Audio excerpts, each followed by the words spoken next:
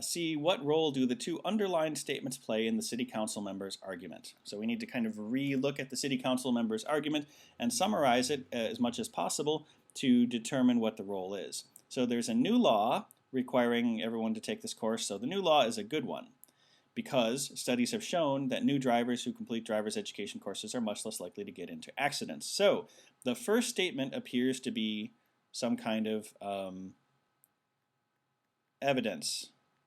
You know, because it's prefaced by the word because, so it suggests that that's being used to support a point. However, passing this law doesn't mean we should repeal our city's existing law requiring new drivers to hang a new driver sign from their back window.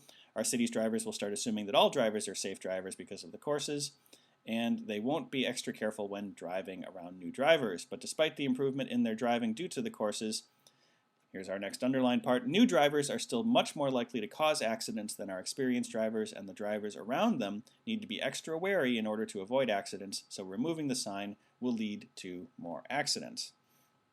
So the second one is kind of a claim that the author appears to be making, that this is what's going to happen if these new driver signs are removed from the back window. So the first statement is some kind of evidence saying that the law is good. The second one is some kind of claim that removing the other law is bad. So let's look for something like that in the answer choices. A, the first provides the basis for a plan, the second endorses that plan. That's definitely not right.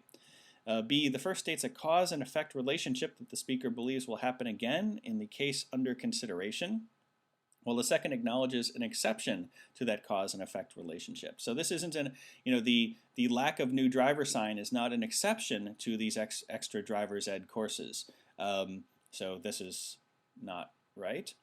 C, the first is a general principle. It's not. We already established that it's evidence, so we can get rid of that. D, the first suggests the positive impact of a decision on the issue at hand. Okay, that sounds good. While the second states a belief that other factors will outweigh its positive impact. That sounds possible. E, the first acknowledges a weakness in the speaker's argument. No, it's evidence. So that leaves us with D, that we have the positive impact. You know, the new law is a good one, and then there's a reason. So the second states a belief that other factors will outweigh the positive impact, namely that new drivers are still going to cause a bunch of accidents no matter what we do. So choice D.